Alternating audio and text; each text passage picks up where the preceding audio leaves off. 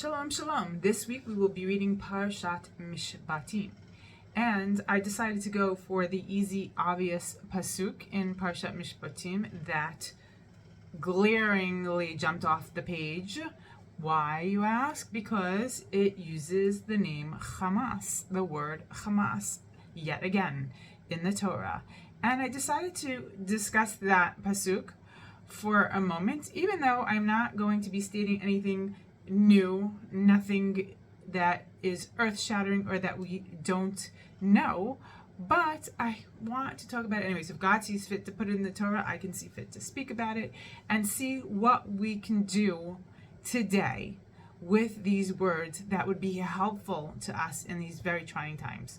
So let's get started. The pasuk says, I shall read it to you in Hebrew, very short. Lo tisa shema shav al tashet yadcha im rasha ed Hamas, which means, you shall not accept a false report. Do not place your hand with the wicked person to be a false witness. False witness, aid is a witness. Hamas, the English is calling false. Now, it's no coincidence, as everybody has noted, that Hamas should be equated with a word that is a portrayal for everything that is a lie. Everything they do is a lie. Everything they stand on is a lie. And the world just eats up these lies for some reason, enough to have kept them going. Forget about kept them going.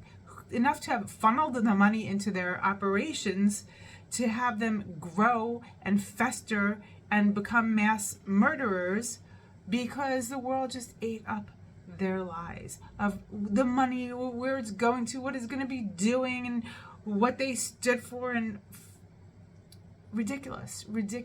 But those words were believed, and it cost many lives in such gruesome, horrible activity that they engaged in. And I want to talk about this why. So, first of all, there's not much I personally can do about what the world chooses to believe or not believe.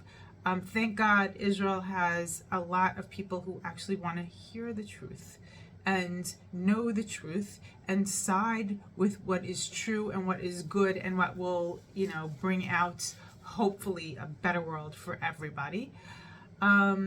And so we're fortunate for that, but unfortunately too many people still will listen to the things that are propaganda put out by Hamas, so that people should feel this incredible sympathy towards the suffering Palestinians. And of course we all know there are suffering Palestinians, some of who are innocent people that suffer, but as we know, that is not the fault of Israel. It's the fault of the way that Hamas and other terror regimes have used their resources to just all go into terror and to harm their people and to feed their people with lies and with a narrative that only brings more death and destruction for not just the Israelis, but for their people themselves.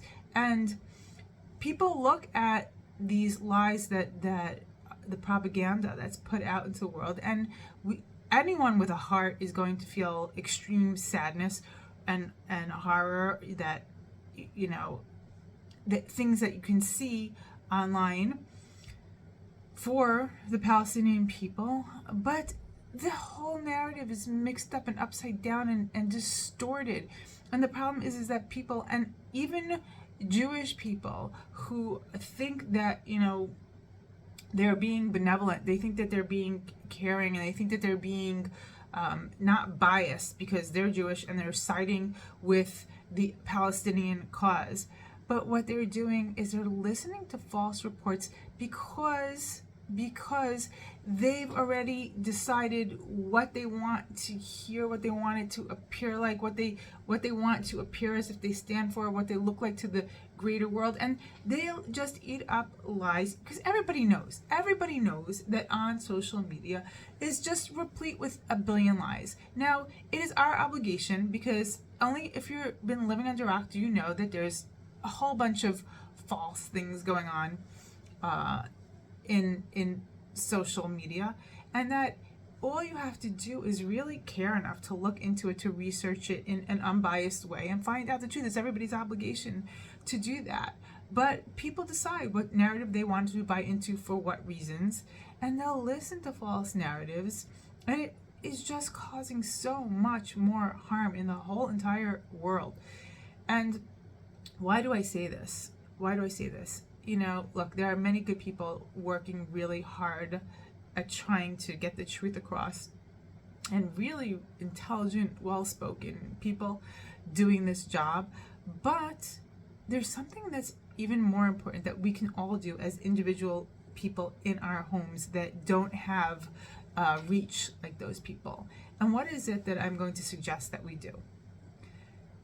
I suggest that when we read this in Mishpatim, when we read this commandment, to distance ourselves from a false word, okay? Not just Hamas, which nobody wants to be near because everybody knows that leads to death, but Hamas, any false words, any false narratives of any person comes to you, even like if someone comes to you and they start talking to you, slander or whatever it is, and it's about somebody you've already decided you don't like for whatever reason, or that they're bad for whatever reason.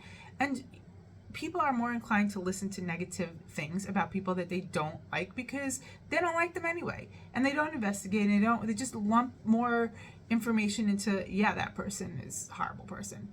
And what happens? It causes more rifts, more difficulties within our community, more fights, more fracturing. And this hurts us not just on that level, on a level of how we treat other people is how we are going to be treated. Now, as a nation, we need all the help we can get. Now, if we want the bigger world to listen to the truth, to hear the truth, and not to just to decide, you know, based on this narrative that the world goes on to about everything being binary, good, evil, oppressor, oppressed. If we want other people to listen with a discerning ear, what we have to do is, in our own lives, with own people that we know, the people we like, the people that we don't like, whoever it is that don't just accept things that you hear willy-nilly and judge people based on that. First of all, if someone's saying something that's, you know, rude, obnoxious, wrong, or not nice about somebody else, we shouldn't be listening to that in the first place. And if we feel that we need to hear it for whatever reason, don't just believe it off the bat. Really look into it in a way that's just and right. And don't just, you know, continue to hate on a person based on your preconceived ideas and notions and narratives. It's really, really important with having everything work out in the world to just listen and look and try and understand what's right.